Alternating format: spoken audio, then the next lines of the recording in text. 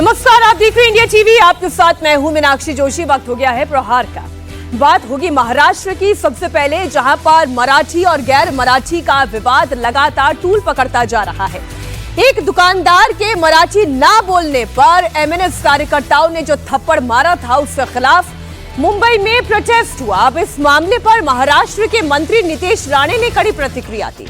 नितेश राणे ने कहा कि अगर किसी ने गरीब हिंदुओं पर हाथ उठाने की हिम्मत की तो सरकार चुप नहीं बैठेगी, सरकार की तीसरी आंख खुलेगी। नितेश राणे ने कहा कि हिंदुओं की पिटाई करने वालों को दाढ़ी और गोल टोपी वालों से मराठी बोलने की कहने की हिम्मत होनी चाहिए। ये है क्या? उन्होंने ये भी पूछा कि आमिर खान और जावेद अख्तर मराठी क्यों नहीं बोलते। क्या उनसे सवाल पूछा गया? है ना, एक हिंदू को मारा गया है ना, एक हिंदू को मारा गया है, तो मुझे बोलना है कि इतनी हिम्मत जाके नल बाजार और मोहम्मद अली रोड में दिखाओ ना। वो जो दाढ़ी वाले और गोल टोपी वाले क्या मराठी में बात करते क्या? शुद्ध मराठी में बात करते क्या? उधर जाने की, उनको कान के नीचे बजाने की हिम्मत नहीं है। जावेद अख्तर क्या मराठी में बात करता है क्या? आमिर खान क्या मराठी में गाता है क्या? उधर उसके मुंह से मराठी निकालने की हिम्मत नहीं है। ये गरीब हिंदू को क्यों मारने की हिम्मत कर रहे हो? ये सरकार हिंदू ने बिठाई है, हिंदुत्व विचार की सरकार है।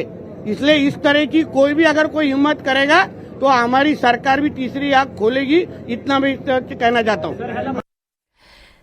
इस वक्त हमारे सहयोगी समीर भी से मुंबई से लाइव जुड़े हुए हैं। समीर, नितेश राणे ने अभी से एक नया एंगल दिया है। उन्होंने कहा है कि हिंदुओं को क्या बांटने की कोशिश हो रही है। मतलब वो एक अपना एंगल लेकर आ रहे हैं। वो ये कह रहे हैं हिंदुओं की सरकार है, यहां पर हिंदू मेजॉरिटी है, उन्होंने सरकार में बिठाया है बीजेपी को और सीधे से हिंदू मुस्लिम रंग दे दिया।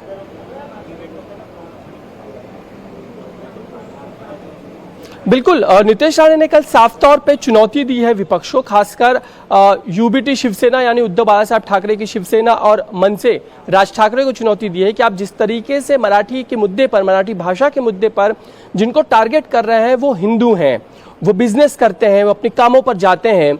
ऐसे में अगर आप उनको सिर्फ मराठी भाषा न बोलने के मुद्दे पर अगर हम उनके साथ मारपीट कर रहे हैं तो ये सरकार, जो कि हिंदुओं की सरकार है, वो बर्दाश्त नहीं करेगी। ये साफ साफ चुनौती उन्होंने कल दी है। और साथ ही उन्होंने ये भी कहा है सरकार में रहने वाले मंत्री से क्या ये सवाल पूछा गया कि सरकार हिंदुओं की है या सरकार पब्लिक के लिए है? क्या इस सरकार में मुसलमानों के लिए जगह है या नहीं है? क्योंकि उनकी भाषा से तो कुछ ऐसा ही लगता है।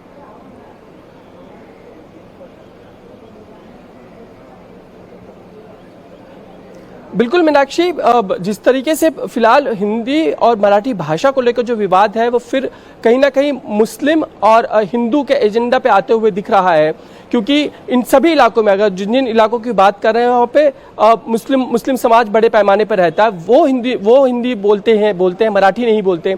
अगर हम बात कर लें सपा के अबू हसन आजमी की, तो उनकी भी सभागृह में उनकी भाषा हमेशा ही हिंदी रही है, या दूसरे भी जो है वो हिंदी में ही बात करते हैं, अपने मुद्दे रखते हैं।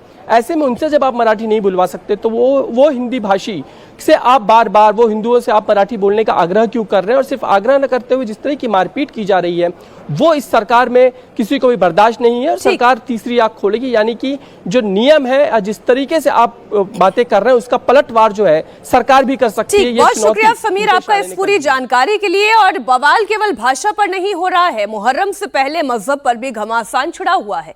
रविवार को पूरे देश में मुहर्रम के मौके पर ताजिया निकलेगा और इससे पहले उत्तर प्रदेश के लखीमपुर खीरी में मुहर्रम की छठी के जुलूस के दौरान लड़कों ने तलवार लहरा दी। जैसे ही तस्वीरें सोशल मीडिया पर वायरल हुई तो पुलिस के नोटिस में भी आई, फिर पुलिस ने एक्शन लिया। पुलिस ने केस दर्ज करने के बाद 4 लड़कों को गिरफ्तार भी किया। इन तस्वीरों में लड़के जुलूस के दौरान तलवार लहराते हुए नजर आ रहे थे। मामला लखीमपुर खीरी के फरदान थाना क्षेत्र का है। तस्वीरें आपके सामने हैं।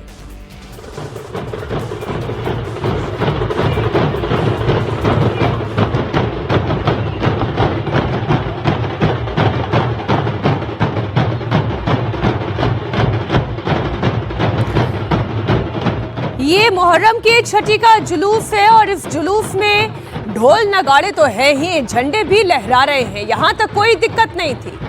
बड़ी संख्या में युवा भी इकट्ठा हैं। जुलूस है तो लोगों की भीड़ तो होगी ही, इसमें भी कोई दिक्कत नहीं, लेकिन तलवारें लहराई जा रही थी। इस बात को लेकर प्रशासन एक्शन में आया और खबर केवल उत्तर प्रदेश के लखीमपुर खीरी से नहीं बल्कि राजस्थान के राजसमंद से भी आई, जहां मुहर्रम पर जंग छिड़ गई। कुंभलगढ़ किले में ताजिया जुलूस को लेकर भारी बवाल हुआ।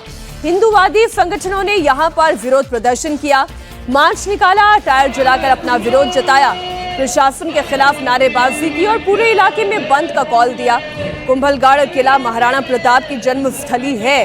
पूरा किला आर्कियोलॉजिकल सर्वे ऑफ इंडिया यानी कि ASI की देखरेख में है। हिंदूवादी संगठनों का आरोप यह है कि उन्होंने यहां किसी कार्यक्रम के लिए ASI से मंजूरी नहीं ली, बिना मंजूरी के ही यहां पर जुलूस निकाला जा रहा है। ताजिया के अलावा 12 वफात का जुलूस बिना ASI की मंजूरी के निकलता है और इस पर रोक लगनी चाहिए। और इसी विरोध में हिंदू संघर्ष समिति ने कुंभलगढ़ बंद का कॉल दिया। इस दौरान हजारों लोग जमा हुए और किले से लेकर प्रताप चौक तक जुलूस निकाला। हिंदूवादी संगठनों ने 5 जुलाई को फिर प्रदर्शन की चेतावनी दी है। हिंदू संघर्ष समिति ने प्रशासन के सामने अपनी मांगे रखी। उनका कहना यह है कि बिना ASI के मंजूरी के ना तो ताजिया या फिर 12 वफात का जुलूस निकाला जाए, कुंभलगढ़ किले से खास समुदाय के लोगों को हटाया जाए, यहां से अवैध अतिक्रमण को भी हटाया जाए और प्रशासन स्थानीय लोगों को बिना टिकट के कुंभलगढ़ किले में एंट्री दे। तस्वीरें आप देख रहे हैं, कहीं माहौल और ज्यादा ना बिगड़ जाए इस लिहाज से कुंभलगढ़ में पुलिस को बड़ी संख्या में तैनात कर दिया गया है। मुहर्रम पर विवाद केवल यूपी और राजस्थान में ही नहीं, कश्मीर में भी हुआ। आज श्रीनगर में भी 8वें मुहर्रम का जुलूस निकाला जा रहा है, लेकिन यहां पर लोगों ने जुलूस में ईरान और फिलिस्तीन के झंडे लहराए। साथ ही जुलूस में इजरायली हमले में मारे गए ईरान और हिजबुल्लाह के नेताओं की तस्वीरें भी नजर आई।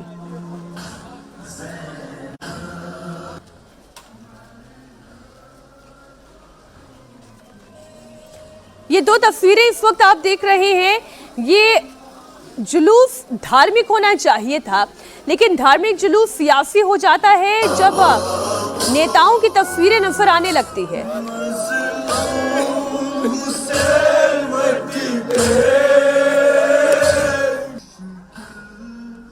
सुरक्षा के कड़े इंतजामों के बीच आज श्रीनगर के गुरु बाजार से 8वें मुहर्रम का जुलूस निकाला गया। ये जुलूस श्रीनगर के जहांगीर चौक से होते हुए बड़शाह चौक, मौलाना आज़ाद रोड से होते हुए डलगेट पहुंच चुका है। सुबह 5 बजे के आसपास ये जुलूस निकाला गया। ये एक मातमी जुलूस होता है। हालांकि 1990 के दशक में इस 8वें मुहर्रम के जुलूस पर हालातों की गंभीरता को देखते हुए प्रतिबंध लगा दिया गया था, लेकिन वर्ष 2023 में LG प्रशासन ने 8वें मुहर्रम के जुलूस से पाबंदी हटा दी और पिछले 2 साल से लगातार ये जुलूस निकाला जा रहा है। आज तीसरा साल है और कश्मीर के विभिन्न जिलों से लोग इस 8वें मुहर्रम के मातवी जुलूस में शामिल हो जाते हैं। लेकिन इस जुलूस में सबसे अहम बात जो होती है वो ये देखा जाता है कि इस मातमी जुलूस में ईरान और फ़लस्तीन का समर्थन जो है वो लोग खुलकर करते हैं। खासकर ईरान के जो आगा सईद अली खमानी हैं, आज उनके पोस्टर्स, बैनर्स जगह जगह पे लगाए गए हैं, क्योंकि शिया कम्युनिटी का मानना है कि वो एक पॉलिटिकल लीडर नहीं है बल्कि एक रिलीजियस लीडर है और रिलीजियस लीडर के तौर पर हम उनका समर्थन करते हैं और जगह जगह पर इस तरह के पोस्टर्स और बैनर्स लगाए जाते हैं। साथ ही साथ फ़लस्तीन का भी यहाँ पर लोग सपोर्ट करते हैं। ये तस्वीर आप देख सकते हैं, यहाँ पर आपको फ़लस्तीन का झंडा जो है वो लोगों के हाथों में दिखेगा। फ़लस्तीन में जो कुछ हो रहा है उसकी ये लोग निंदा करते हैं। साथ ही साथ इजराइल और ईरान के बीच में जो हाल ही में एक युद्ध हुआ था और युद्ध में जितने भी बड़े लीडर्स मारे गए इजराइल स्ट्राइक में, उनकी तस्वीरें भी आज जगह जगह पे लगाई गई है। उनको श्रद्धांजलि अर्पित की जा रही है शिया कम्युनिटी की लोगों की तरफ से।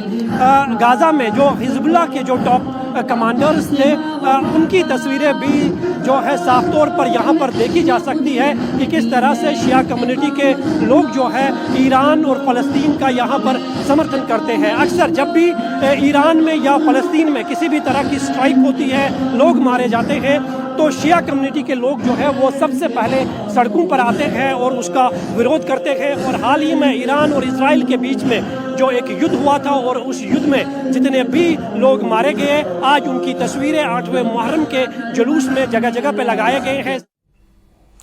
एक हफ्ते के बाद कांवड़ यात्रा की शुरुआत हो जाएगी और इस दौरान लाखों श्रद्धालु पवित्र गंगा जल लेने के लिए हरिद्वार पहुंचेंगे। इस बीच कांवड़ रूट पर पड़ने वाले होटल और ढाबों की पहचान को लेकर घमासान तेज हो गया है। कांवड़ यात्रा को लेकर उत्तराखंड के मुख्यमंत्री पुष्कर सिंह धामी ने बड़ा बयान दिया है। सीएम धामी ने अधिकारियों को निर्देश देते हुए कहा है कि कांवड़ मेले के दौरान थूक जिहाद की घटना बिल्कुल भी बर्दाश्त नहीं की जाएगी। हरिद्वार में कांवड़ मेले की समीक्षा बैठक के बाद धामी ने कहा है कि कांवड़ यात्रा के दौरान पहले भी थूक जिहाद के कई मामले सामने आ चुके हैं, लेकिन अब इस तरह की कोई भी घटना दोबारा ना हो। हरिद्वार में 11 जुलाई से लेकर 23 जुलाई तक कांवड़ का मेला लगेगा। धामी ने अधिकारियों को निर्देश दिया है कि इस दौरान शिव भक्तों को शुद्ध और सुरक्षित भोजन मिले, उनकी आस्था के साथ कोई खिलवाड़ ना हो। मेले में जो भी दुकानें लगी उस पर उनका नाम, लाइसेंस और आईडी लगाना अनिवार्य है। दुकानदारों के बैकग्राउंड की जांच की जाए और बिना नाम और लाइसेंस की जितनी दुकानें हैं वो दुकानों को बंद रखा जाए। नियम फॉलो नहीं करने वालों के खिलाफ कानूनी कार्रवाई की जाए और ये कानूनी कार्रवाई 2 लाख रुपए के जुर्माने तक भी हो सकती है। जो भी लोग मेले में अपनी दुकानें लगाएं उनका सत्यापन जरूरी है और साथ में उनका पहचान पत्र भी होना चाहिए, क्योंकि पिछले समय में कुछ घटनाएं ऐसी आई थी जिसके कारण से देवभूमि में लोग आते हैं तो लोगों का एक विश्वास होता है, और देवभूमि में भी अगर हरिद्वार पहुंचे तो लोगों का मन मां गंगा का स्मरण करते ही ऐसा ध्यान आता है कि आचमन करने से ही सारी शुद्धता प्राप्त हो जाती है, सारे पुण्य प्राप्त हो जाते हैं। तो यहाँ पर अशुद्धता का कोई स्थान नहीं है, खाद्य पदार्थों में मिलावट का कोई स्थान नहीं है। थूक जिहाद जैसी घटनाएं पहले के समय में आई हैं, उस प्रकार की घटनाएं किसी भी कीमत पर न हो, उसके लिए सख्ती से काम करने को हमने प्रशासन के लोगों को भी कहा है। देखिए, जो लोग तुष्टीकरण की राजनीति देश के अंदर करते रहे हैं उनको परेशानी हो सकती है। हम तो लोगों की सुरक्षा और उनकी शुद्धता का ध्यान करके इस प्रकार के निर्देश कर रहे हैं कि जिससे कि कहीं पर कोई मिलावट, कहीं भोजन में अशुद्ध चीजें, कहीं किसी प्रकार की थूक जिहाद जैसी घटना की पुनरावृत्ति न हो। सीएम धामी ने कांवड़ियों से भी अपील की है। सीएम धामी ने शिव भक्तों से अपील करते हुए कहा कि कांवड़ यात्रा को धार्मिक भावना और अनुशासन के साथ संपन्न करें। पूर्वजों और ऋषि मुनियों की ओर से निर्धारित नियमों का पालन करना ही यात्रा का असली पुण्य है। यात्रा के कुछ नियम बनाए हुए थे, उन नियमों का पालन करने से यात्रा का पूर्ण लाभ मिलता है, तीर्थ यात्रा का पूर्ण लाभ मिलता है। और मैं जरूर ये कहना चाहूंगा कि सभी आने वाले कांवड़ यात्री भी यात्रा के नियमों का पालन करें। ध्वनि प्रदूषण इत्यादि की कारण से अन्य लोगों को परेशानी न हो, उसका भी वो लोग ध्यान रखेंगे। कांवड़ का चूंकि एक साइज होता है, वो साइज भी बना के रखेंगे। और जो हमारे भंडारे इत्यादि संचालित करने वाले हैं उनसे भी हमारा अनुरोध है कि सभी को अच्छा और शुद्ध जो है भोजन मिले। कांवड़ यात्रा 11 जुलाई से शुरू हो रही है। इसी बीच कांवड़ मार्ग पर हिंदू संगठनों ने अपना पहचान अभियान तेज कर दिया है। हिंदू संगठन के लोग कांवड़ रूट पर मौजूद एक होटल और ढाबे पर जा रहे हैं, दुकानदार के आईडी चेक कर रहे हैं, ये देख रहे हैं कि होटल और ढाबे पर जो नाम लिखा है उसे चलाने वाला भी वही है या नहीं।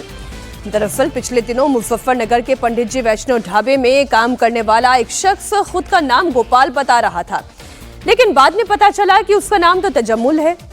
इस खुलासे के बाद से हिंदू संगठन पहले से ज्यादा अलर्ट हो गए हैं और उन्होंने कांड मार्ग पर अपना जांच अभियान और तेज कर दिया है। दिल्ली देहरादून हाईवे पर बने ढाबों पर जो कि कांवड़ यात्रा मार्ग में हैं, वहां पर अभी भी जो है हिंदू संगठन से जुड़े लोग जो हैं इस तरह के भगवान वारा के चित्र ढाबों पर लगाने के लिए दे रहे हैं, ताकि जो है कांवड़ यात्रा के दौरान किसी भी तरह का नॉनवेज वगैरह ना परोसा जा सके और इस तरह से पटके भी जो हैं वो दिए जा रहे हैं। कुछ लोगों से बात भी कर लेते हैं। सर, क्या नाम है आपका? जी, मेरा नाम विशाल पाल है। विशाल पाल। तो ये बताइए, आपको जिस तरह से ये तमाम लोग जो यहाँ पर आए हैं चेक कर रहे हैं और भगवान वारा की तस्वीर दे रहे हैं, आप लोगों को कोई आपत्ति है? जी, कोई आपत्ति नहीं है। जी, कोई आपत्ति नहीं है। और नॉनवेज वगैरह परोसते हैं? जी नहीं, बिल्कुल शुद्ध शाकाहारी। जी, बताया आपने? विशाल पाल। विशाल पाल जी। सर, आप ओनर हैं इसके? जी। आपके यहाँ कोई ऐसा कर्मचारी तो नहीं है जो नाम बदल के काम कर रहा हो? जी नहीं, हमारे यहाँ सब हिंदू कर्मचारी। ये बार कोड आपका? जी, ये हमारा बार कोड भी जो है स्कैन करके यहाँ पर चेक करके देखा जा रहा है कि बार कोड किसके नाम से है। प्रद्युमन के नाम से जो है बार कोड आ रहा है। तो ये इस तरह से जो है चेकिंग कर रहे हैं और यहाँ पर तस्वीर भी जो है ढाबा संचालक ने अपनी लगाई हुई। लेकिन एक बात बताइए कि इस तरह से आप लोग चेक कर रहे हैं, अधिकार तो आपका नहीं है, फिर क्यों कर रहे हैं आप? देखिए, हम आजाद भारत में हैं। अगर कोई नाम बदलकर पहचान छिपाकर हमारी आस्था से खिलवाड़ करेगा तो हमें अपने धर्म के लिए सारे हमारे पे अधिकार हैं। ये अधिकार किसने दिया आप लोगों को ऐसे बार कोड स्कैन करके नाम चेक करना, आधार कार्ड चेक करना? देखिए, हम अपनी पवित्रता और शुद्धता का तो कहीं ना कहीं ध्यान रखेंगे ना। हर वर्ष जो हमारी कावड़ यात्रा आती है सावन के पवित्र महीने में, और दूर दराज से देश के कोने कोने से हरिद्वार से पवित्र गंगा जल लेकर हमारे मुजफ्फरनगर से निकलते हैं, तो कहीं ना कहीं देखो उनकी आस्था को ठेस ना पहुंचे, उनकी पवित्रता भंग ना हो। इसलिए हम ये चाहते हैं कि हिंदू नाम से मुस्लिम ढाबे ना चलें, क्योंकि हम लोग जो है शुद्ध शाकाहारी भोजन करते हैं और इनके यहाँ पे आप सबको पता ही है कि किस तरह का भोजन करते हैं। आपका क्या नाम है? संजय मिश्रा। संजय जी, आप लोगों को कोई आपत्ति नहीं है? तमाम जो संगठन से लोग आते हैं आपके आधार चेक करते हैं, बार कोड स्कैन करके देखते हैं? नहीं, इसमें आपत्ति क्या है? ये तो सही पहचान जान रहे हैं, और जो गलत पहचान से जो लोग काम कर रहे हैं उन्हें आपत्ति है। सही पहचान वाले को कोई आपत्ति नहीं है। तो ये तमाम लोग जो हैं वो अभी भी अभियान लगातार चलाए हुए हैं, बारकोड स्कैन करके देख रहे हैं, आधार चेक कर रहे हैं। फिलहाल पुलिस जो है, जो पूरा ढाबे को लेकर विवाद हुआ, जहां पर पेंट उतारने का मामला सामने आया था, आरोप लगा था, उसकी जांच कर रही है। वहीं पुलिस प्रशासन ने भी ये साफ कर दिया है कि ये जो काम है वो फूड डिपार्टमेंट का है, ना कि किसी आम शख्स का। कांवड़ रूट पर जारी पहचान अभियान पर सियासी घमासान भी तेज हो गया है। समाजवादी पार्टी नेता एसटी हसन ने एक बार फिर सरकार पर हमला किया। कहा है कि शासन चाहता है कि हिंदू और मुसलमान होता रहे। पहलगाम में भी आतंकियों ने पैंट उतार कर ही चेकिंग की थी और लोगों को मारा था। यहां पर भी वही हो रहा है। शासन ये चाहता है कि हिंदू मुसलमान होता रहे। हमें मालूम है समस्या नहीं है कुछ भी, लेकिन अगर आज दुकानों पे इस तरह से लिखा जाएगा, ठीक है लिखवा दें। अभी तो कांवड़ के रास्ते पे लिखा जा रहा है, फिर ये शहरों के अंदर, गांवों के अंदर, तहसीलों के अंदर सब जगह लिखवाया जाएगा। तो क्या ये चाहते हैं कि हिंदू मुसलमान से सामान न ले और मुसलमान हिंदू से न ले? देखिए, अभी जो मुजफ्फरनगर में वाकया हुआ, सबने देखा, सबने सुना कि एक इंसान ने अगर अपना नाम गोपाल बता दिया तो उसकी पैंट उतरवा के देखी गई। अगर वो पैंट उतारना, क्या किसी प्राइवेट आदमी को ये अधिकार है कि किसी ढाबे के ऊपर वो चेकिंग करे और पैंट उतरवाए? यही काम तो आतंकवादियों ने किया था पहलगाम के अंदर, कि पैंट उतरवा के देखी गई थी और जिन्होंने अपना मुसलमान नाम बताया था और गोली मार दी गई। कांवड़ियों को लेकर जमकर सियासत हो रही है। इस बीच अखिलेश यादव ने कांवड़ यात्रा को लेकर सरकार को घेरा। सपा सुप्रीमो ने कहा कि सरकार कांवड़ियों को सुविधाएं तो दे नहीं पा रही है, सरकार को कांवड़ियों के लिए कारण रूट बनाना चाहिए था। इन्होंने कांवड़ियों के लिए क्यों कोई ऐसा रूट नहीं बनाया जहां पर वो धार्मिक अपनी यात्राएं, जो धर्म के अनुसार उन्हें अनुष्ठान या जो परंपराएं निभानी पड़ती हैं, जिस स्वच्छता के साथ, जिस पवित्रता के साथ और जिस भावना के साथ जाना चाहिए, उसके लिए क्यों नहीं बनाया इन्होंने? अरे कम से कम एक एलिवेटेड सड़क ही बना देते, एक एलिवेटेड सड़क बना देते और जिसमें अपने कांवड़ लोग जाते, कांवड़िया जाते, एक शॉर्टर रास्ता बना देते कि जहां सुविधा के साथ, सुरक्षा के साथ, पवित्रता के साथ, स्वच्छता के साथ, एक तरफ तो अर्थव्यवस्था की बात आप कर रहे हैं, 1 डिस्ट्रिक्ट 1 प्रोडक्ट, अर्थव्यवस्था कैसे बढ़े उसके लिए काम करना चाहते हो, और दूसरी तरफ आप धार्मिक कार्यों में भी कोई सुविधा नहीं दे पा रहे हो। सोचिए आप। बिहार विधानसभा चुनाव से पहले इधर सियासी गोलबंदी शुरू हो गई है। बड़ी खबर आपको देते हैं, पिछली बार सीमांचल में अकेले दम पर 5 सीट जीतने वाली असदुद्दीन ओवैसी की पार्टी एआईएमआईएम इस बार महागठबंधन के साथ मिलकर चुनाव लड़ना चाहती है। इससे लेकर एआईएमआईएम ने लालू यादव समेत महागठबंधन के सभी नेताओं को एक लेटर लिखा है। इसमें सेक्युलर वोटों का बिखराव रोकने के लिए महागठबंधन में एआईएमआईएम को भी शामिल करने की अपील की है।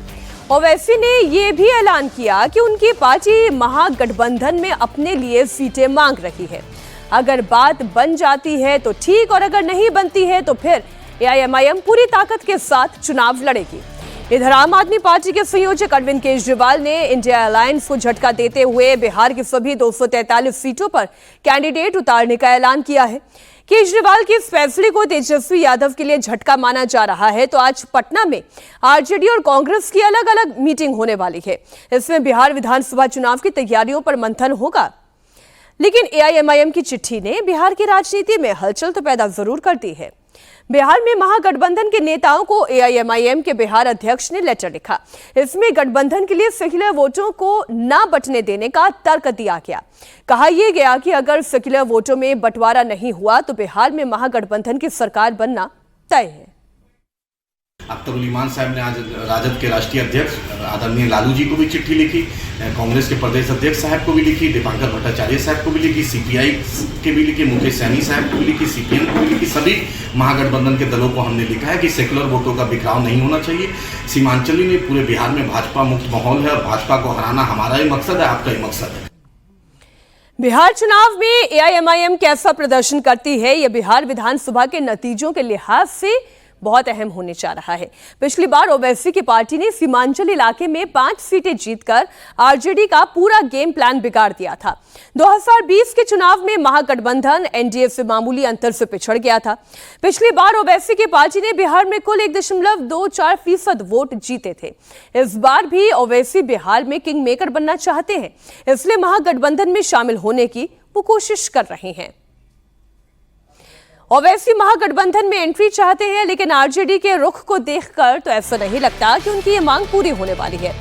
दरअसल आरजेडी प्रवक्ता मृत्युंजय तिवारी ने कहा कि एआईएमआईएम बीजेपी की बी टीम बनकर काम कर रही है और बीजेपी को फायदा पहुंचा रही है। मृत्युंजय तिवारी ने कहा कि इस बार बिहार में वोटों का बिखराव नहीं होगा और तेजस्वी यादव अगले सीएम बनेंगे। पर बिहार विधानसभा चुनाव पर देश और दुनिया की नजर है। बिहार के चुनाव परिणाम के बाद से ही बीजेपी और सांप्रदायिक शक्तियों एनडीए की उल्टी गिनती शुरू हो जाएगी और इसके देश की राजनीति पर असर पड़ेगा। देश की राजनीति का दशा दिशा तय होना है। एआईएमआईएम चाहती है महागठबंधन में आना, लेकिन जो एआईएमआईएम का ट्रैक रिकॉर्ड रहा है तो बीजेपी की बी टीम बनकर के काम करते रहे हैं, बीजेपी को फायदा पहुंचाने के लिए काम किया है। अब बाकी निर्णय तो आदरणीय लालू प्रसाद जी, श्री तेजस्वी यादव जी को महागठबंधन में शामिल दलों के नेताओं को लेना है। लेकिन इस बार बिहार की जनता है तैयार, बनाएगी तेजस्वी सरकार। तेजस्वी यादव जी के नाम का सुनामी चल रहा है बिहार में। ये बह जाएंगे एनडीए के लोग। कोई दिवा स्वप्न ना देखे, मुगालते में ना रहे, कहीं कोई वोटों का बिखराव नहीं होने वाला है। एआईएमआईएम के ऑफर पर जेडीयू ने चुटकी ली है। जेडीयू ने कहा कि बिना दान या ज़कात के आरजेडी का दरवाजा खोलना मुश्किल है। जब तक ओवैसी ज़कात नहीं देंगे तब तक गठबंधन होना मुश्किल है। सवाल है कि ओवैसी साहब उस बयान पर जरा आप टिके हैं कि नहीं, कि आपने कहा था कि 4 मेरा एमएलए तोड़ा है, हम 40 लेंगे। लेकिन आपको राष्ट्रीय जनता दल और इंडी गठबंधन का अंदरूनी मामला है, लेकिन परिपाटी तो रही है, ये सर्वविदित रहा है कि बिना कुछ दान और जकात के मुस्कुराता नहीं है राष्ट्रीय जनता दल। तो जब तक उस प्रक्रिया के तरफ नहीं आगे बढ़िएगा, अपना दरवाजा ओवैसी साहब खोलिए और तब उधर लालू जी का पट खुलेगा।